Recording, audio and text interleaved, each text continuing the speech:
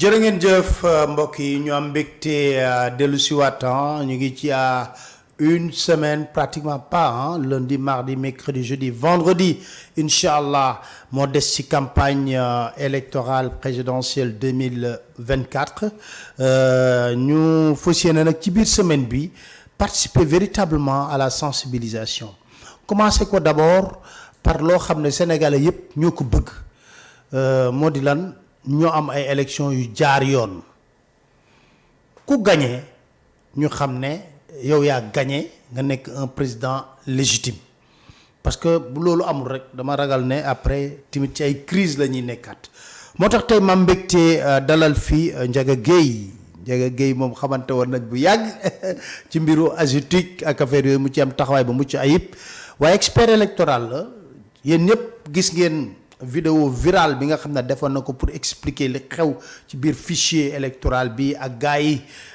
yenn caay-caay gi nga xam ne dañ ko ciy def ñu am mbégte nag dalal ko tey ngir waxtaanee wàllu élection yi ak transparence Ndiaga ma jox la kàddu gi nga nuyoog ñu ñuy seetaan.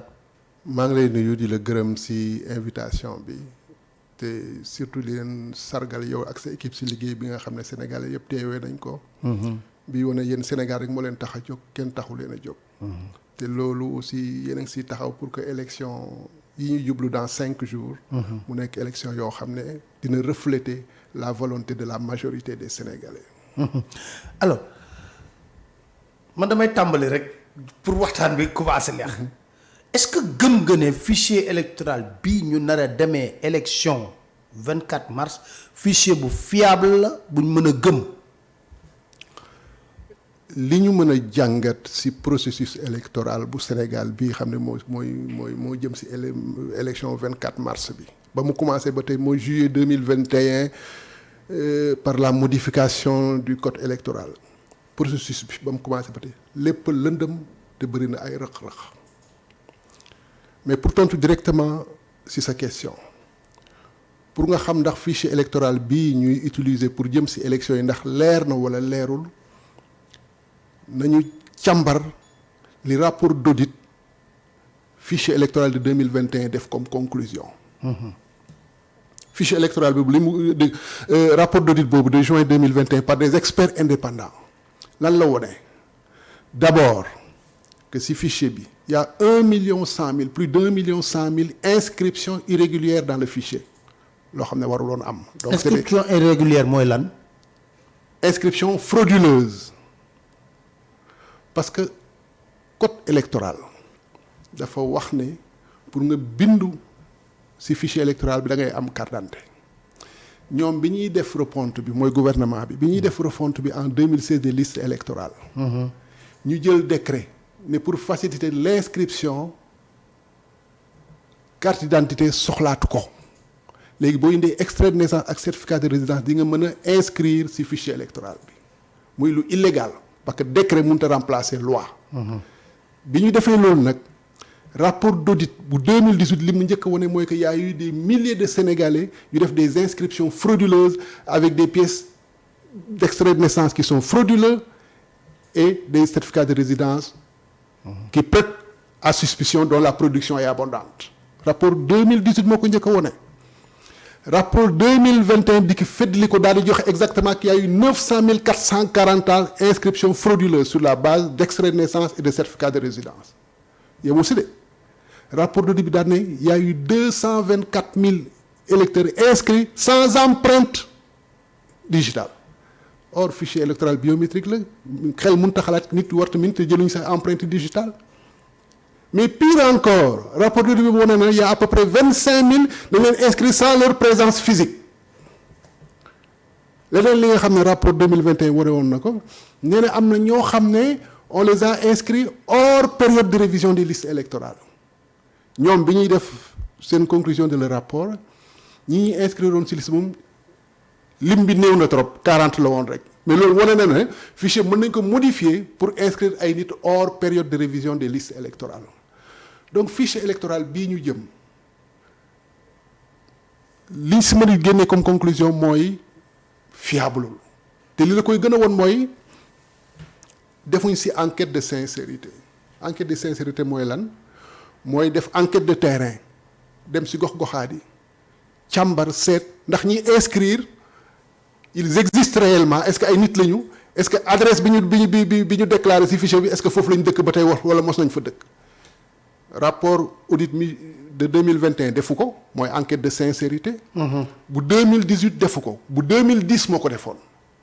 moo tax seen conclusion mooy que ne fichier bu 2010 bi ñi si bindu à 97% ay nit lañu ay sénégalais lañ te fii lañ dëkk te fii ñu wax ne fa lañ dëkk dëkkoon nañ fa te fa lañ dëkk ba tey te si fichier bi nag dara amu ci donc fichier la boo xam ne fiable on peut estimer que y a plus d'1 million de sénégalais yoo xam ne ils sont inscrits frauduleusement. ci biir fichier bi si biir fichier bi te mun nañ leen considérer comme des électeurs fictifs parce que dara wóoruñ leen ay nit lañu. déjà rapport 2018 am na zone yu mu épinglé woon de à l'intérieur du pays. daan na y a eu une production massive industrielle de carte d'extrait de naissance et de certificat de résidence. dans la zone nord. non est vers Tamba lañ waxoon. Tamba ay guddi rek mais je veux dire que bu amee foofu mën naa am feneen. xam nga booy def enquête da ngay jël rek échantillon. parce que dañuy wax ne toujours ville frontalier yi lu bari da ciy am nord beeg ay Tamba ak yooyu. disons que inscription avec extrait de naissance et certificat de résidence ba 2018 révision de 2018 doon na am mais depuis lors amatul. ok léegi pour inscrire depuis 2018 il faut une pièce d'identité maintenant nag comme ku yore système bi lu la neex nga def étranger mun na ñëw nga defal ko carte d'identité. loolu c'est possible mais c'est à prouver c'est à démontrer quand même mais li am te wóor daal. mooy que rapport d'audit bu 2021 bi nee na woon 1 million 100 000 inscriptions frauduleuses te li rapport provisoire bi li mu waxoon sax moo gënoon graawati encore. boobu moom dafa estimé woon les inscriptions frauduleuses à plus d'1 million 500 xam nga lu ñu waxoon ne février 2019 ba février 2021 il y a 450 000 productions de cartes d'identité avec données électorales or il y avait pas de révision des listes électorales durant cette période. est-ce que 450 000 Sénégalais mën nañu réer seen carte d'identité pour ñu rééditer waat ko ci période boobu 450 000 mais c'est pas logique. donc fichier électoral bu Sénégal bi fiableul mooy wóorul c'est pas un fichier fiable et d'ailleurs li la koy firndeel mooy nooy mën a comprendre élection législative yi ñu génn on avait un fichier de 7 033 000 électeurs 3 750 000 Sénégalais n'ont pas voté mais c'est énorme. c'est énorme ça c'est vrai c'est un énorme. taux d'abstention record de 54%. loolu xam nga kañ la gëj a am. élection législative yu 2007 bi opposition bi boycotté sinon mosul am dans l'histoire électorale du Sénégal. mais loolu lan moo koy indi. mooy inscription moo tax ma ne lan moo tax nag boo gisee taux d'abstention bu élevé bi li ngay war a jig naa mais fichier bi ñu est-ce que baax na loolu mooy premier jàngat bi mais fichier bi est-ce que baax na est-ce que ñi si bindu ay nit lañu parce que inscrire si fichier électoral bu Sénégal. mais c'est un parcours du combattant tu perds 2 jours de travail 3 jours de aller-retour pour mën a inscrire donc nit dina jot coono boobu yëpp pour inscrire ci liste électorale yi jour élection ñëw mu bañ a voter c'est pas logique. donc lii indi taux d'abstention extrêmement élevé yi bu ñu organiser élection au Sénégal mooy inscription frauduleuse yi ak la modification de la carte électorale à l'insu des électeurs. alors yooyu léegi est-ce que doo ma xuusal ci carte électorale bi ba le passé def nga ci démonstration wala ñu jiite inscription yi. voilà ñu ñëw ci inscription yi d'abord. lan mooy problème mu inscription yi d'abord. ak li ci gars yi di def. xam nga nee naa la processus électoral bii bu élection 2024 yi ba mu commencé ba tey mooy juillet 2021 lépp lëndëm te bëri na ay rëq-rëq. pour nga comprendre lu tax mu lëndëm ak rëq-rëq yi da ngay appuyer wu si ñoom li ñu bëgg mooy ñu yore nguur gi mooy coalition politique Benno Bokk Yaakaar boo dégloo seen i wax depuis novembre 2022 ñoom ñi ngi wax ne dañuy gagner élection présidentielle avec 3 millions d'électeurs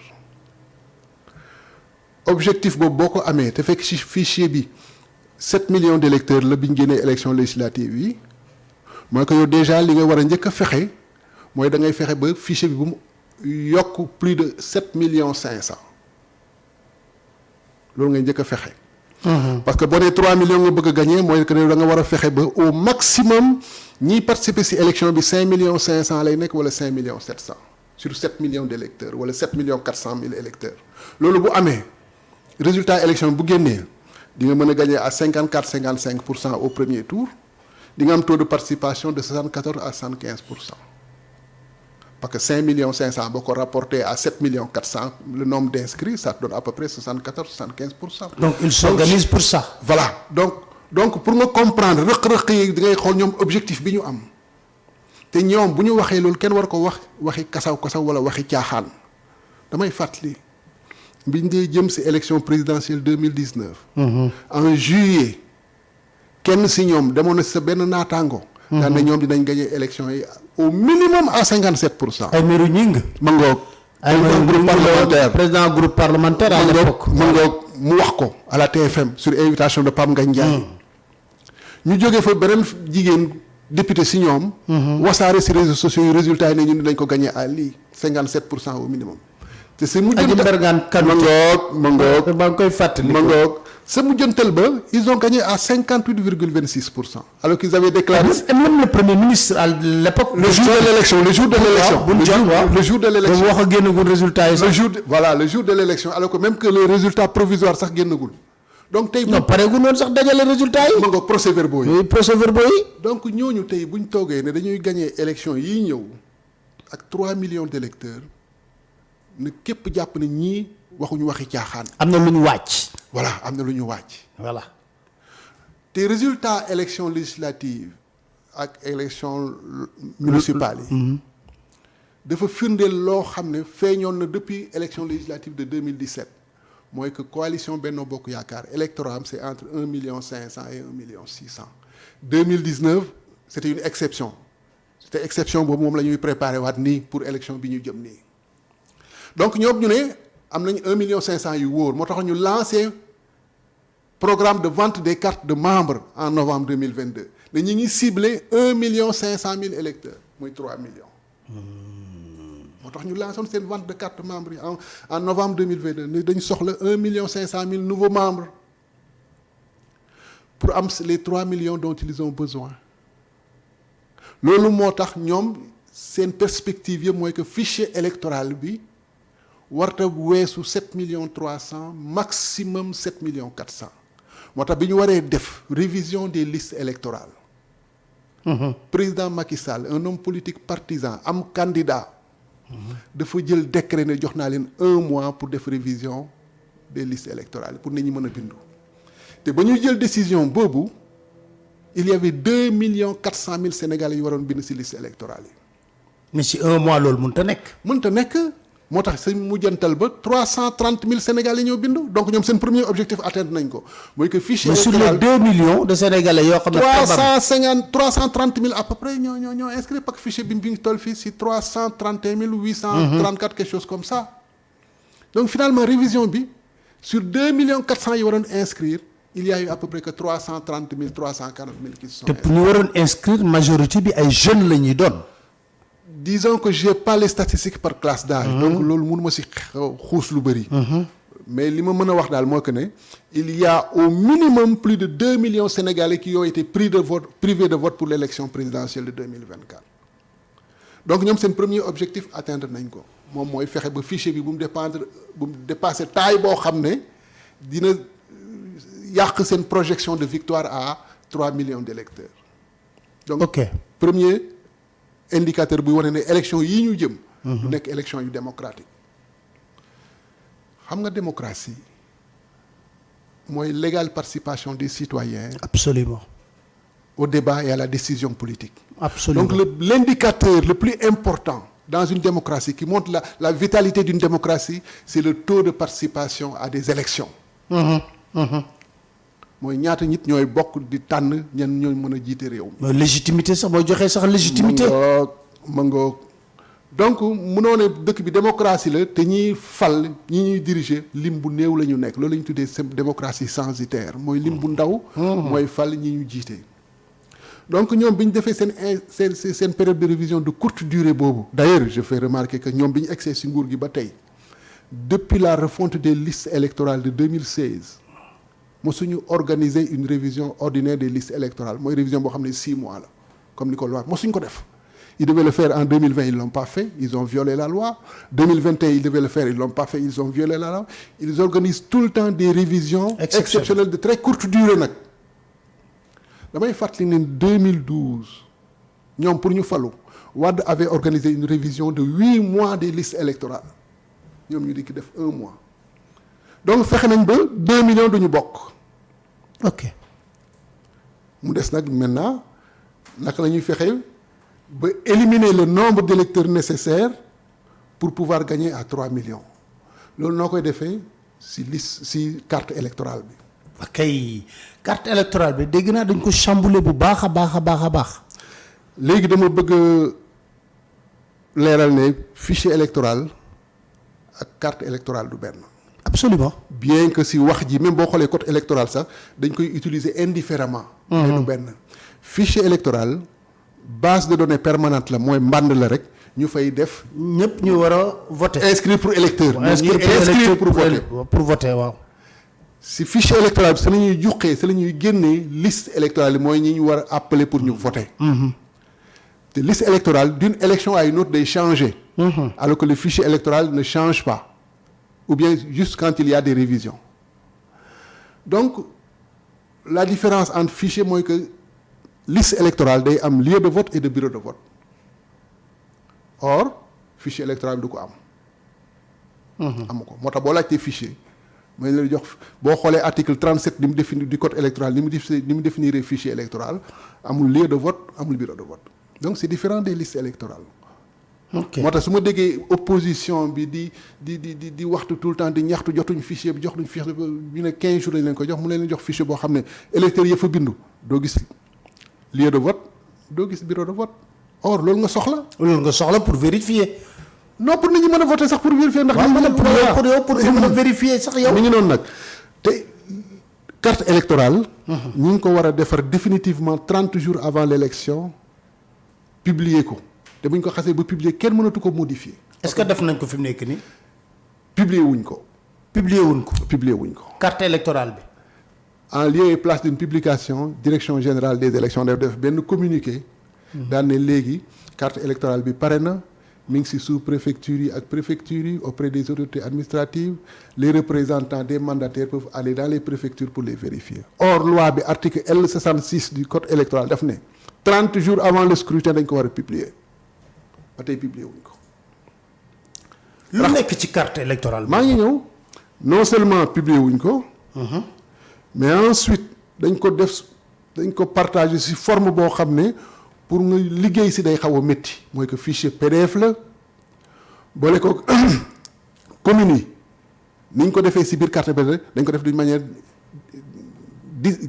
désordonnée par exemple boo jëlee département de Bakel.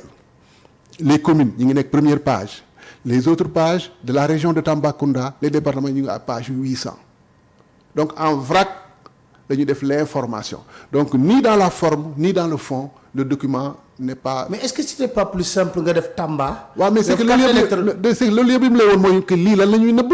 waaw lu ñuy nëbb am na lu ñuy nëbb loolu laa lay wax ji yow yoon def ne la da nga ko war a publier woo ko. publier woo ko. bi ñu ko joxee nit ñi ñu xool ne kat déjà format bi ñu ko joxee.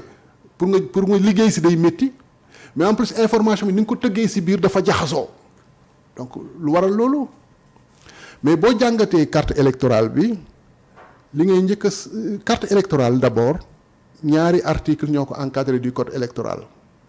mooy article L53 ak article L66. article L53 mooy wax données électorales nu ñuy waxee données électorales ci wolof mooy wala information mooy wax xibaar yi nga war a utiliser pour booy defar carte électorale. article L66 mooy encadrer processus bi mooy nu ñu koy tabaxee te ci biir article 66 boobu kenn mooy décider mooy le ministre chargé des élections lu ko neex mu def loi bi def ne ko rek mën nga recueillir avis des comités électoraux yi nekk ci biir communes yi te comité électoraux yooyu fa la parti politique yi nekk ak maire bi ak ñeneen ñi loolu rek la ko loi bi sant. il n'est pas lié par les avis des comités électoraux donc moom mooy def carte électorale suivant ses choix et suivant ses critères loolu la loi bi wax or carte électorale mooy lan carte électorale mooy liste électeurs yi par bureau de vote par commune par département et par région rax ci dolli ministre chargé des élections mooy décider électeur bu nekk fan lay voter une information aussi capitale pour une élection moom mooy décider moom mooy décider Pape Alé Niang bureau de vote bu Mermoz lay voter moom mooy décider Pape Alé Niang Tëngéej lay voter wala Mbadakhoune donc ce droit de vote pour nga exercer ko ça dépend du ministre chargé des élections li muy liggéey donc carte électorale bu bees bi boo ko càmbaree li ngay njëkk a gis mooy que am na benn xibaar bu bees bu fa nekk benn rubrique bu bees boo nga xam ne loi bi prévoir ko parce que article 53 dafa wax ne données électorales mooy xibaar yi am bu ñu jëmee ci élection mooy xibaar yi wane yow yaay kan xibaar yi wane yow foo dëkk sa lieu de vote ak sa bureau de vote loolu nga war a utiliser booy defar carte électorale mais ñoom defuñ loolu moo tax xoolal sax boo consulter sa fichier électoral en ligne bi xibaar bu bees boobu ñu nekk ci carte électorale yi nekku ci ñu ngi ko tuddee implantation xibaar bu bees boobu xibaar bu bees boobu ñu gën ci carte électorale boo ko xoolee information ya fa nekk da ngay am impression que dañ ko indi pour gën a fexe nit ñi xam fu ñuy voter parce que dañ ci de par exemple lieu de vote mooy wax fan ngay voter par exemple ñu ne par exemple école Berthe Maubert au Plateau dañ ne commune de Plateau école Berthe Maubert foofu nga war a voter après ñu def bureau de vote bien sûr bureau de vote 2 école Berthe Maubert après bi ñu indee rubrique implantation boo xam ne nag loi bi prévoir ko ñu def ci par exemple classe CM1 donc yow da nga am impression que lii dañ ko indi pour gën a leeral fi nga war a voter fi nga war a voter mais information boobu nekkul ci carte électeur bi nekkul ci carte électeur lan moo fa am fi nga war a voter comme Berthe Maubert ak sa bureau de vote amul beneen information donc boo gisee loolu li ngay war a laajte mooy lii lu tax ñu indi ko parce que électeur bi du ko gis donc boo yaakaar pour leeral mbir mi la mënta leer parce que électeur bi du ko gis mais est-ce que carte bi dañ ko modifier mais loolu ci modification boobu laay wax nii. waaw ci boobu benn modification la mais paraît-il foofu la yëpp nekk. lu bees la ñu indi foofu xam ne ñu ngi ko commencé indi 2019 fa la mbir mi yëpp nekk boo càmbaree encore information nekk ci rubrique implantation boobu da ngay am dañ fay def ay information yu lay won ne kat c'est pour mieux wax ban façon bureau de vote moo fa nekk par exemple des fois ñu def ci abri provisoire des fois ñu def ci salle de classe mais li gën a doy waar. ci rubrique bu bees boobu ñu dugal ci carte électorale mooy que dañ fa def ay lieu de vote avec bureau de vote mooy li gën a doy waar dañ fa def ay. lu tax mu gën a doy waar. mais parce que carte électorale loi bi prévoir ko. en plus boo ko fa defee day mel ni da nga créer lieu de vote bu bees avec bureau de vote biñ ko njëkkee def ñoom en 2019 dañ ko tuddee woon des bureaux de vote délocalisés. ñu defaat ko ci élection 2024 yi te bañ ko defee 2019 indi woon na rëq yu bëri parce que loolu lu muy jur mooy que yow buñ délocaliser ce bureau de vote boo amul carte électeur bu bees doo voter mooy que. pourquoi doo voter. mais parce que amoo carte électeur bu bees parce que yow carte bi nga yore par exemple carte bi nga yore bu fekkee da nga war a voter par exemple. ma jox benn exemple concret. man Pape Alé maa ngi voté école Ibrahima Seck en face terrain football Castor. waaw. sama carte électeur looloo ci nekk. waaw léegi yow. waaw.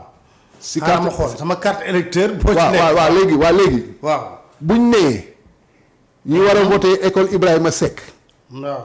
léegi ñi war a voté école Ibrahima Amadou Diop. lieu de vote lañ ma defal lieu de vote bi am na ci. mais amul implantation.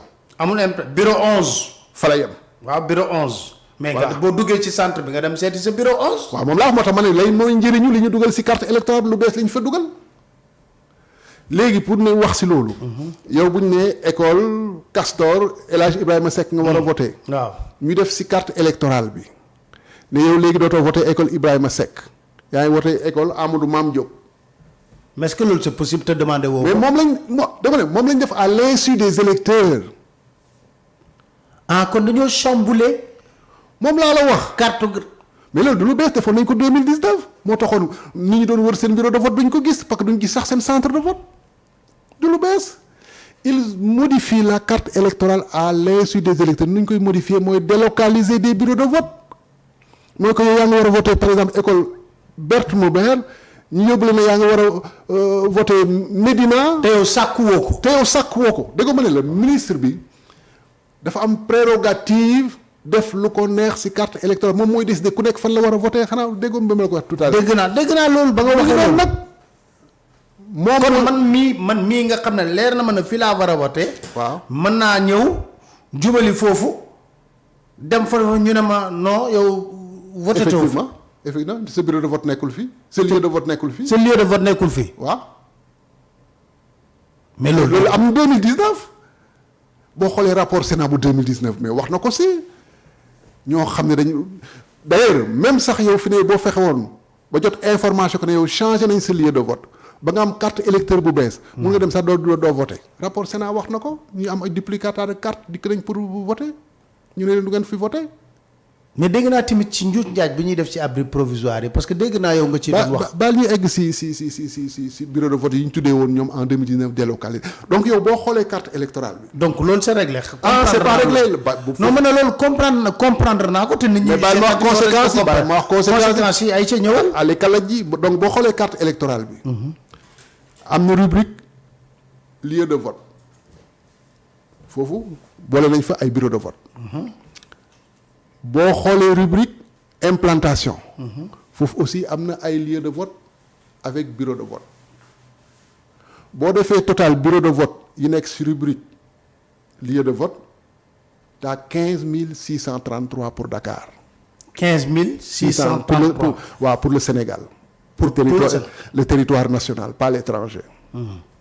boo xoolee rubrique implantation qui est illégale. il y a 826 bureaux de vote.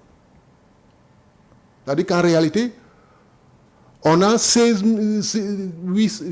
633 pour 826, ça fait 16 459. En réalité, on a sur le territoire national 16 459 bureaux de vote. Ma expliqué waat. yoon dafa wax ne ci carte électorale. waaw. lieu de vote ak bureau de vote moo fa war a am. te boo xoolee carte électorale bu 2017 et législative yi loolu lañ def dañu respecter loi bi.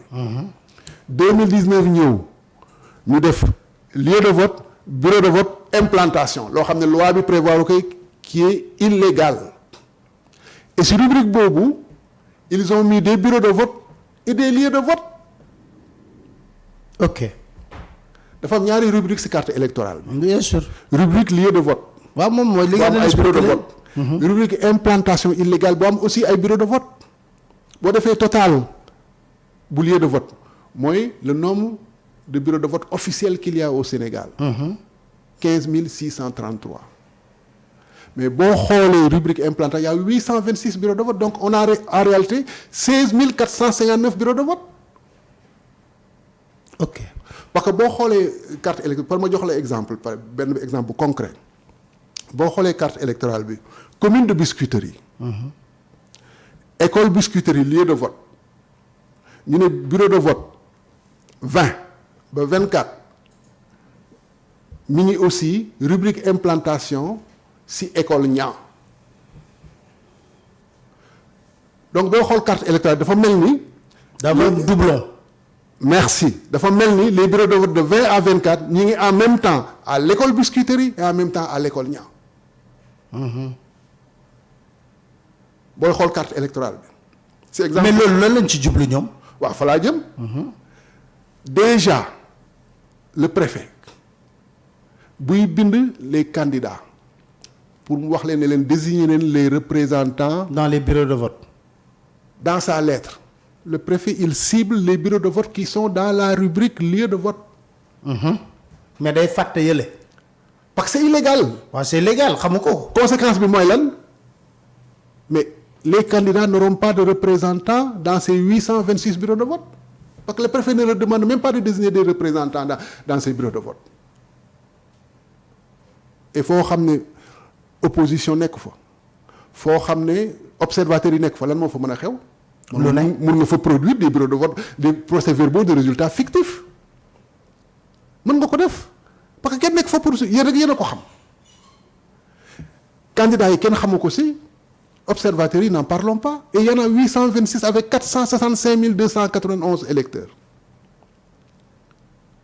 donc dañ defar carte électorale boo xam ne ñi ngi créer des bureaux de vote dupliqués comme aussi appelé bureau de vote parallèle bureau de vote délocalisé ou bureau de vote fictif mais la réalité c'est que c'est des bureaux de vote créés illégalement yoo xam ne électeurs yi duñ ko gis candidats yi aussi duñ ko gis parce que dans aucun des documents relatifs aux opérations électorales on a fait mention de la rubrique implantation aucun document amul fenn fu ñu bind rubrique implantation. et l'histoire des abris provisoires. donc loolu mooy benn rëq-rëq ci carte électorale bi deuxième rëq-rëq bu am solo bi ci carte électorale yi mooy les bureaux de vote non localisables xam nga article 66 bu code électoral bi encadré processus redécoupage carte électorale daf ne le lieu d'implantation de chaque bureau de vote doivent être indiqués avec précision dañ ko war a localisable dañu war a xam fan la nekk fan la nekk voilà mu leer. ñoom nag bi ñuy tëgg carte électorale bi defuñu loolu ci beaucoup de bureaux de vote naka lañ def mooy par exemple pour jox la exemple yow yaa ngi war a voter commune Jëppal Derklé Derklé Jëppal ou Jëppal Derklé yaa ngi war a voter commune boobu yow yaa ngi wax léegi sa lieu de vote école Ibrahima Seck waaw ëllëg ñu defal la Ibrahima Seck ñu defal la commune Jëppal Derklé y a pas de précision. nooy def ba gis sa bureau de vote da ngay def le tour de tous les lieux de vote de la commune avec le risque foo egsi bu amee bureau de aussi bu egsi ñu ne sa tour nekkul fii loolu la ñu def ñoom ci carte électorale y en a eu 1054 bureaux de vote non localisables xamoo fu mu nekk boo demee Saly 19 bureaux de vote ñu def lieu de vote Saly mooy def ba xam ko impossible mooy que ñooy conséquence gi mooy que on peut les exclure du vote. amul sax parce qu'ils sont désorientés. désorienté te boo rangee fii ba sonn gisoo boo rangee ba fee nga ñibbi sa kër ñu bu Sénégalais yu bëri bon ko ne. te bul fàtte leur objectif le nombre de votants. ne doit pas excéder un certain nombre. donc par cette technique on arrive à exclure des électeurs du vote par cette technique on arrive à exclure des électeurs parce que électeur boo xamul fan la centre de vote am nekkee nu muy def ba voter impossible mooy deuxième rëq-rëq il y a 1054 bureaux de vote non localisables te loolu jàngat bi ma def lan moo tax ma dama xool rek fu ñu def lieu de vote commune mais mun naa am yeneen yoo xam ne c'est pas parce que pour xam lépp ci carte électorale bi il faut nga am xam-xam sur toutes les communes du Sénégal. C'est pas évident. voilà nga xam géographie bi. xam infrastructure yi.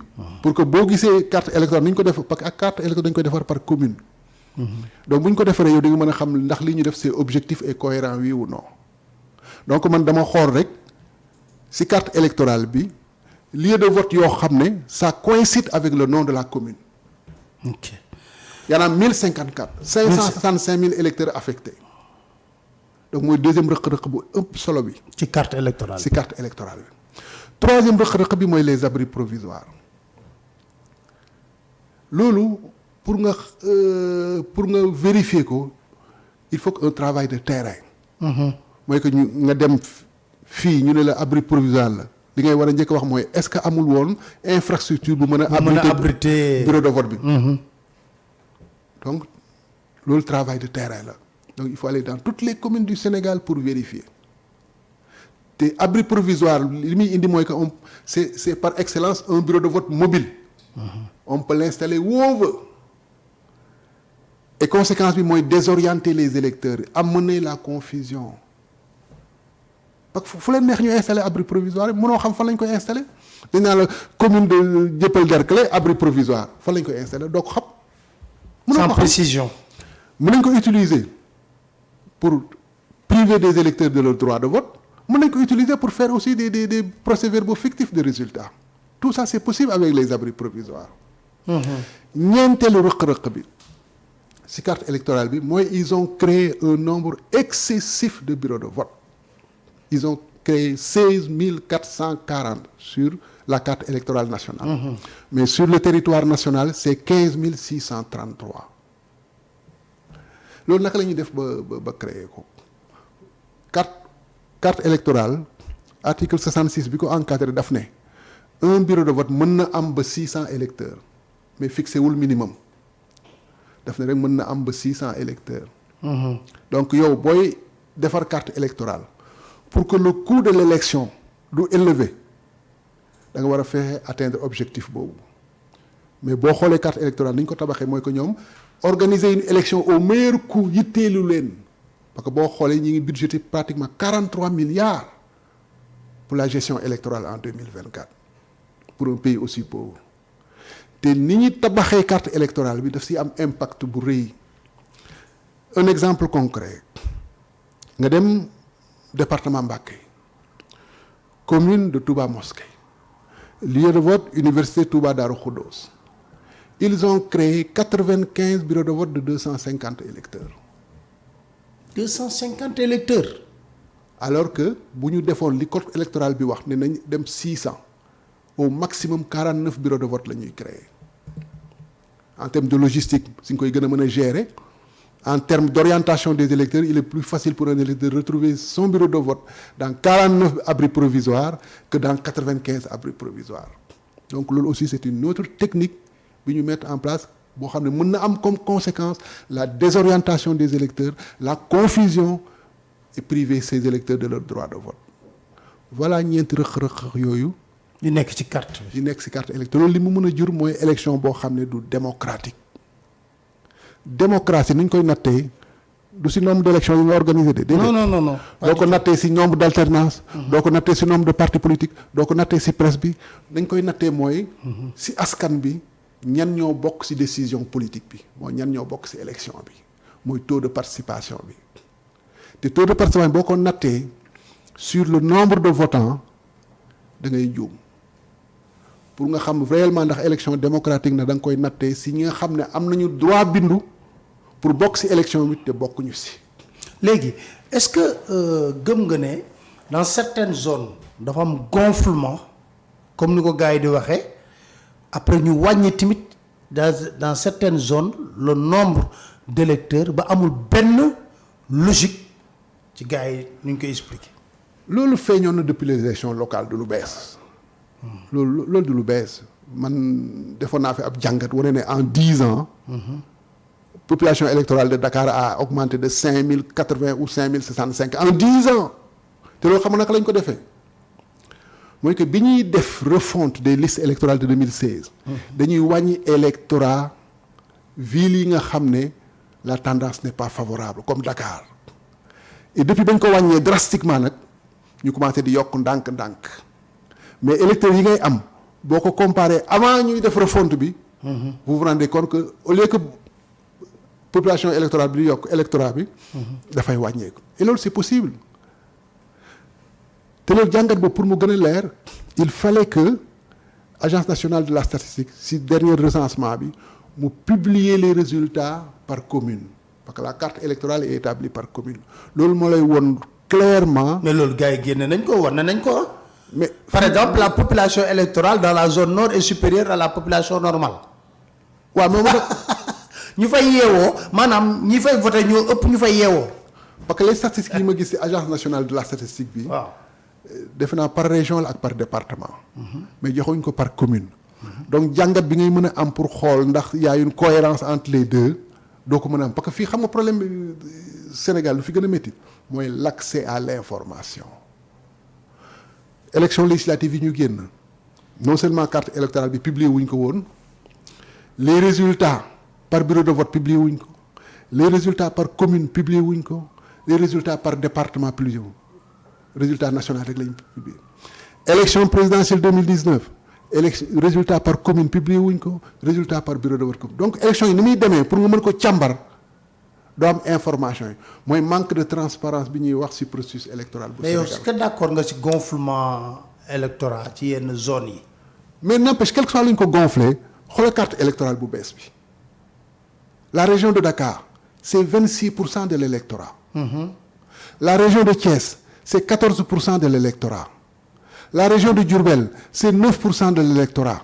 Après je pense c'est Kaolack qui c'est Saint-Louis qui aussi. non Ziguinchor c'est 1,99% de l'électorat. Ziguinchor ne compte pas. Ziguinchor ne fait pas partie de ceux qui décident. C'est 3, c'est le département de Ziguinchor qui fait 1,99. Mais la région c'est 3,40% pour je pense. Donc c'est ce qui faisait l'élection en 2012. Ak 2019 ñooy def élection bi en 2024 mooy Dakar. Rien que le département de Dakar, 707 000 électeurs, 10% de l'électorat. C'est Dakar, Thiès avec 14%, Diourbel avec 9%. Ensuite, il y a Saint-Louis, Louga, Kaolack qui viennent avec 7%, 8% et 6%. Donc, encore une fois, il faut qu'on se détrompe. Les régions qui décident de l'élection au Sénégal, les départements qui décident de l'élection au Sénégal, c'est l'axe Dakar-Diourbel. Jusqu'à présent, quel que soit le gonflement de la population de ces régions et le nombre d'électeurs. Mais léegi ñooñu bu nekkee ne au maximum foofu lañ gën a désorienter les électeurs. fan waaw moom la fu mu la wax xaaral li may wax lii. sama logique bi la ma bëgg moo développé. dama ne bu nekkee ne ci zone yooyu nga xam ne ñoom leer na leen ne. Les résultats précédents wane na la ñoom pour ñu gagner zone yooyu parce que ils ont perdu Mbacké. Dakar waxuma ko. mooy yaa ngi may wax axe bu ñuy perdre. foofu lañ gën a accentuer désorienter les électeurs. foofu lañ gën a accentuer li nga évoqué nii yëpp il faut que mu am répercussion. dëgg la. kay léegi nag zone yi nga xam ne ñoom daf leen leer na dañ koy gagner. daf leen leer na dañ koy gagner. ñu gonfler ko. dëgg la à certain moment législative yi wane na ko. ne dañoo gonfler zone yooyu moo leen permettre sax ñu am nombre. yi leen permettre ñu am député yi ci assemblée nationale. parce que les premières tendances ak les premiers résultats yi génnoon joxu leen majorité à l'assemblée nationale. te par la suite lañ ko dabu. par le gonflement ba génn ay résultats yoo xam ne mais Poutine sax. 87% la gagné élection présidentielle yi mais foofu nga ñëw taxaw Sénégal ne gagné nga ci yenn zone à hauteur de 98%, 99%. damay confirmer li nga wax te dama lay jox ay chiffres pour firnde ko région bi ëpp bureau de vote parallèle. mooy Dakar. waaw avec 591. département bi ëpp. bureau de vote parallèle qu'on peut appeler bureau de vote fictif mooy département de Dakar avec 189 bureaux de vote fictifs. Région bi ëpp bureau de vote non localisable mooy Thiès. Région bi ëpp abri provisoire mooy Diourbel pour fournir na li nga wax. Absolument. Parce que carte électorale boo koy établir c'est en fonction des résultats c'est en fonction des résultats des dernières élections. Bien sûr. Si loolu ngay sukkandiku. Dernière élection législative Benno Bokk Yaakaar mi nga amoon à peu près 90 000 voix à Dakar, le département. L'opposition, si je prends Yewwi par exemple, avait 190 000 voix, 191 000 voix à Dakar, le département, Yewwi. Wallu avait 11 000, Bokk Gis Gis 2100, bref. Mais prenons Yewwi et Benno Bokk Yaakaar. Benno Bokk Yaakaar avait 93 000 voix. Yewwi 190 000, 191 000. Donc boo gisee résultat législatif yi looy wax pour la présidentielle c'est plié. Suite logique. Suite logique. Yewwi va gagner. Mais ils ont délocalisé 189 bureaux de vote, donc des bureaux de vote parallèles et fictifs. Avec 107 000 électeurs. ci présidentielle yi. moom laa lay wax. kay. moom laa lay wax. Donc si on ne prend pas en charge dès à présent la question de ces bureaux de vote dupliqués et parallèles il y aura une défaite, il y aura une surprise. mais ci loolu lan la. te mun naa la jox exemple aussi Pikine c'est la même chose. Pikine lan lañ fa def. mais Pikine c'est Wallu quand même qui décide parce que Wallu avait 84 000 voix foofu. c'est mais prenons plutôt Guédiawaye aussi. les bureaux Wallu Yewwi ñoo àndoon. oui mais disons que dans les 189 000 voix. Wallu avait 84 000. Absolument. 171. Donc c'est Wallu qui décide là-bas. C'est Wallu qui décide dans le département de Pikine. Mais prenons Guédiawaye. Wallu Guédiawaye ils ont je pense expliquez ko ci wolof pour gars yi gën a mën a comprendre. waaw Guédiawaye Yewwi avait gagné je me rappelle bien à 58 000 voix. 58 000 voix. Et Benno Bokk Yaakaar avait 25 000 ou 25 000 voix. Pratiquement Yewwi avait doublé les voix de Benno Bokk Yaakaar dans le département de Guédiawaye. Mais ils ont délocalisé des bureaux de vote pour 62 000 électeurs. Nga ko expliquer ci wolof noonu pour mu leer ci bopp. mooy que créé nañ ay bureau de vote. yoo xam ne kenn du ko gis.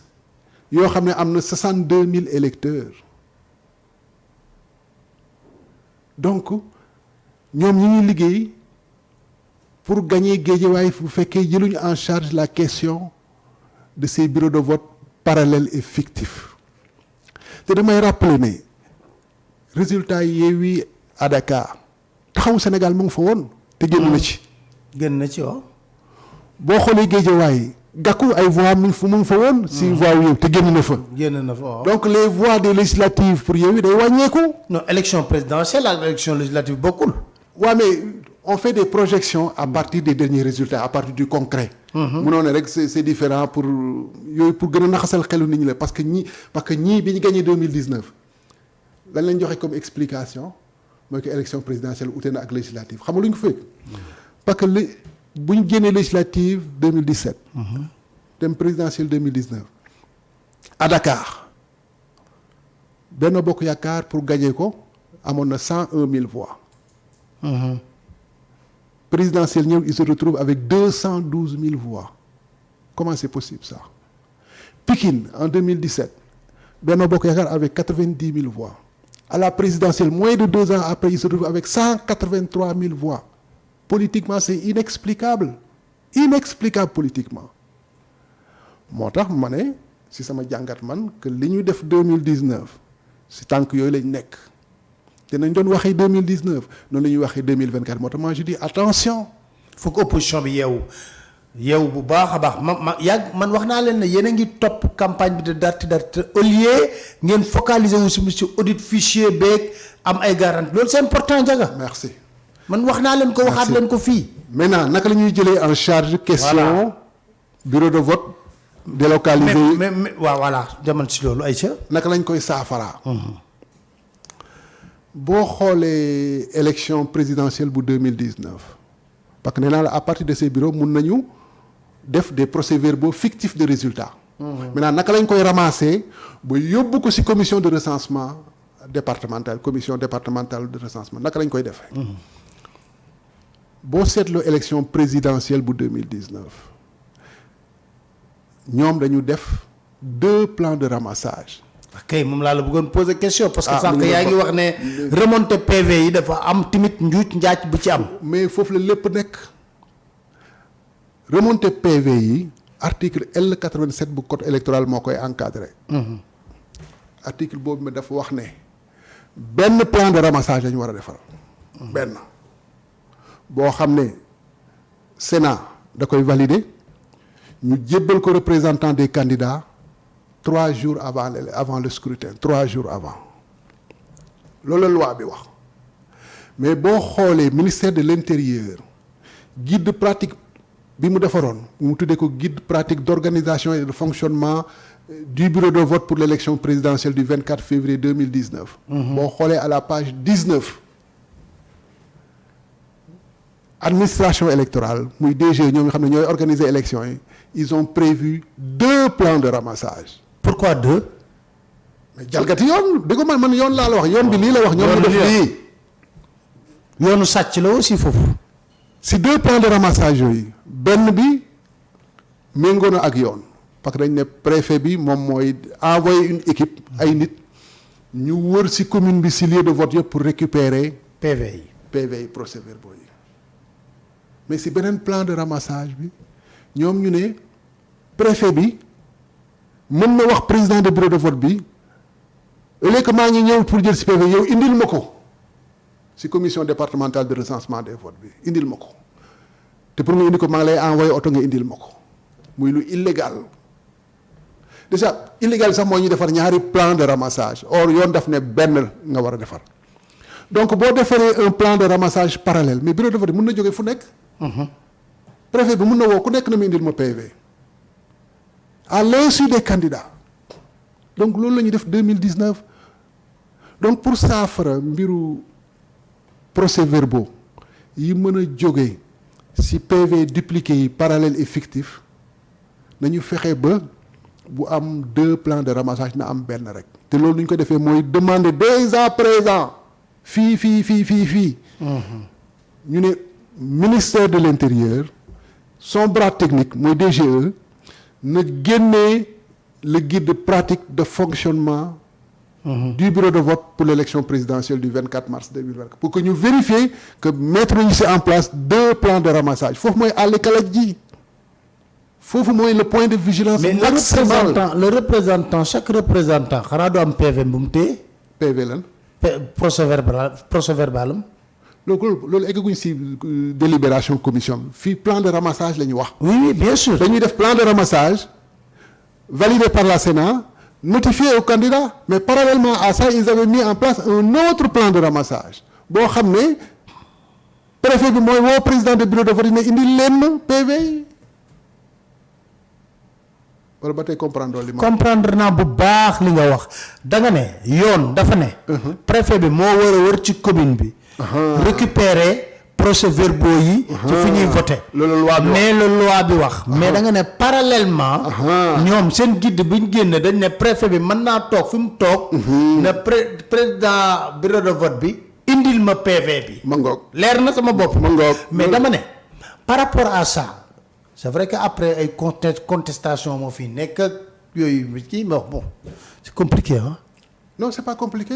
non je dis que bu ko def bu ñu ko defee mais est-ce que loolu dama ne xam ne chaque bureau de vote dina am représentant au moins des candidats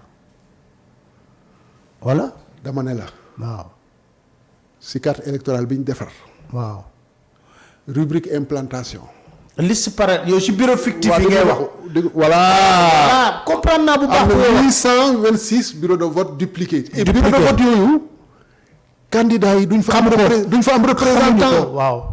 parce que préfet bu leen di bind. ne leen envoyé ma seen liste de représentants dans les bureaux de vote. du bind lële. comprendre naa bu baax fi nga yor. donc procès-verbaux fictif mën na jógee foofu ak feneen wax ji kay mooy nañu fexe ba PV. fictif bu mu dugg ci biir commission bi. te loolu moom ko mooy que plan de ramassage bi ñu surveiller ko comme du lait sur le feu mooy le point de vigilance maximal parce que lu xas bu dugg ci biir commission départementale de recensement des votes day jàll. daloon na waa Pikine. xam nga lu tax muy jàll.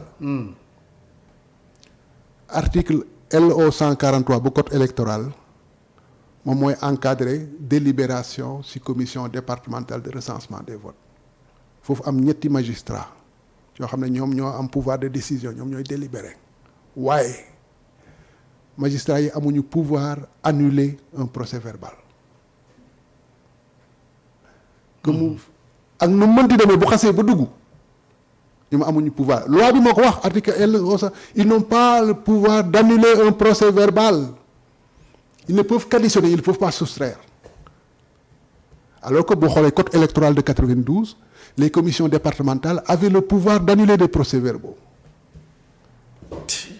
donc lu xas ba dugg dañ koy jël en charge dañ koy valider en cas de doute lan nga mën a def observation ci PV commission départementale bi mu jàll commission nationale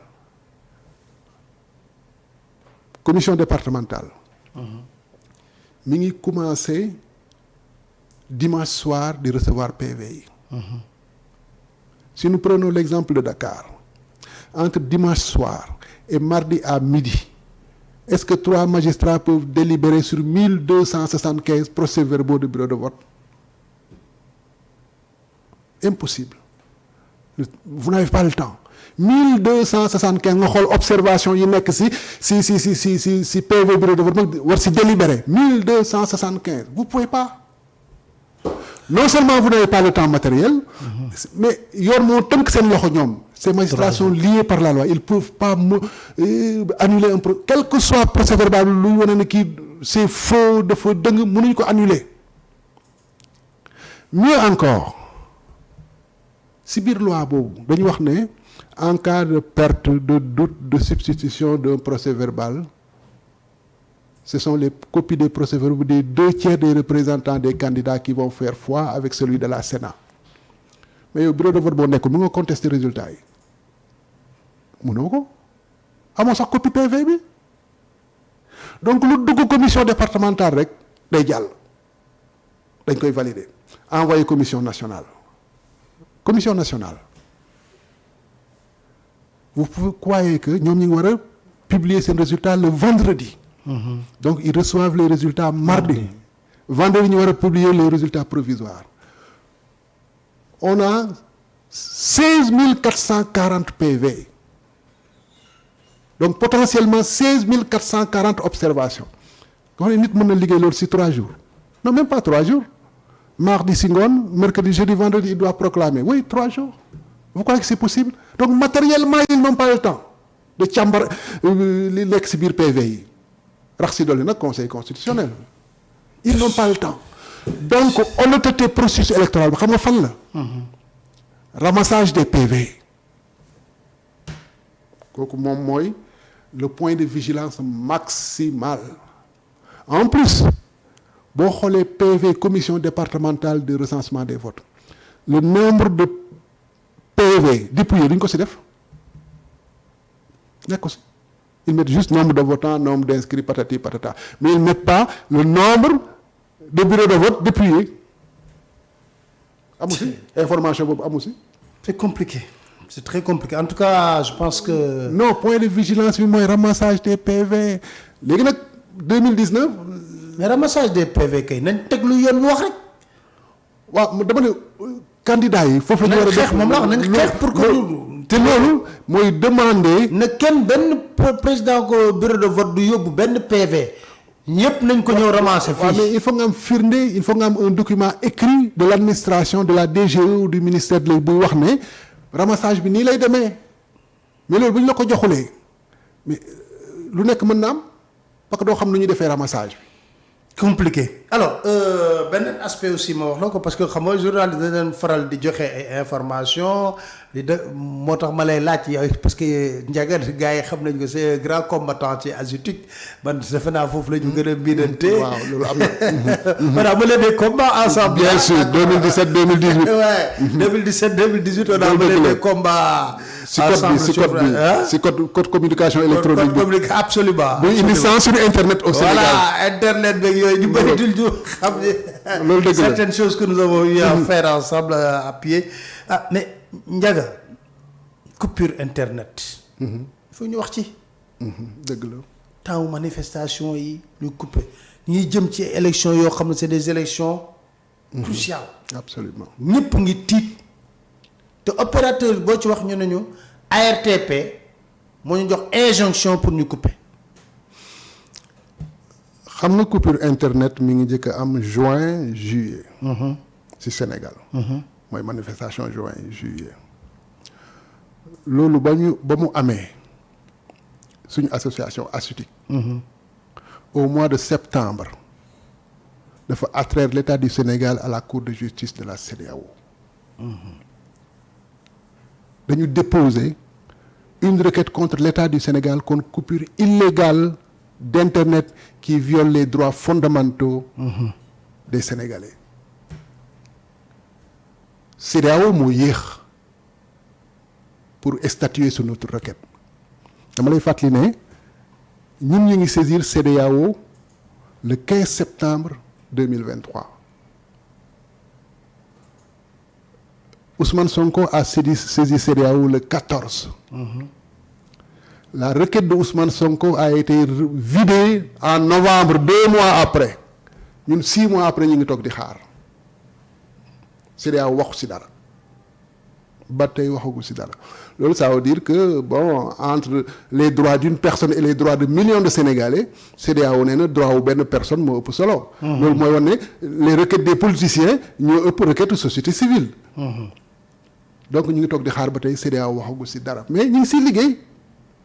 li ñu mën mooy yóbbu nguurug Sénégal l'état du Sénégal devant la cour de justice de la CEDEAO. defuñ ko Sénégal parce que loi wu Sénégal moo mayul benn organisation nga ester en justice au nom des consommateurs ou des utilisateurs loi Sénégal mayewu ko. loi bu bees bi mayee na ko sur la protection des consommateurs mais dañ ne pour nga mën a porter plainte au nom des utilisateurs ou des consommateurs il faut nga am agrément ministère du commerce. kon de doo ko gaaw a am. xalaatuñ ko sax. doo ko gaaw a am. xalaatuñ ko sax.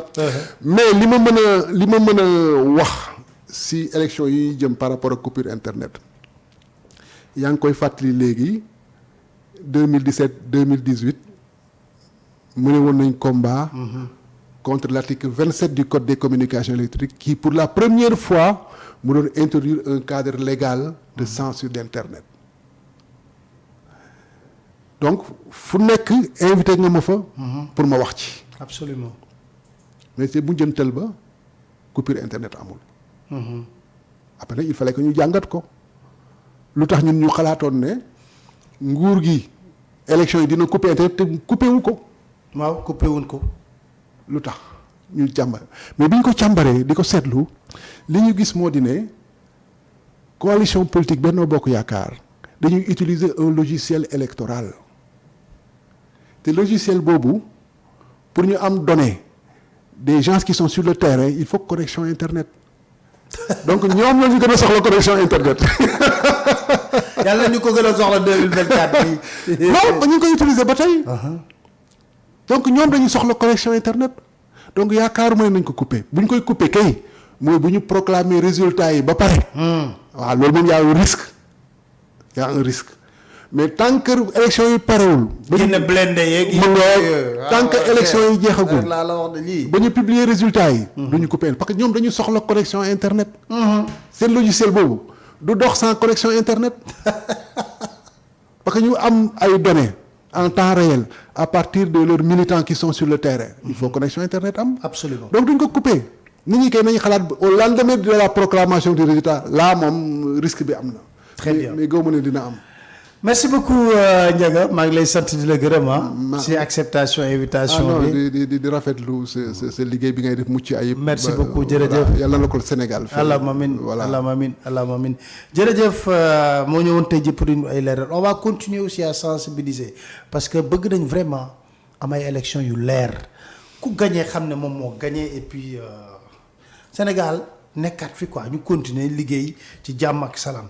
leen di daje incha allah ci beneen invité fi ñu koy dalalee fii ci Dakar Matin jërë ngeen jëf.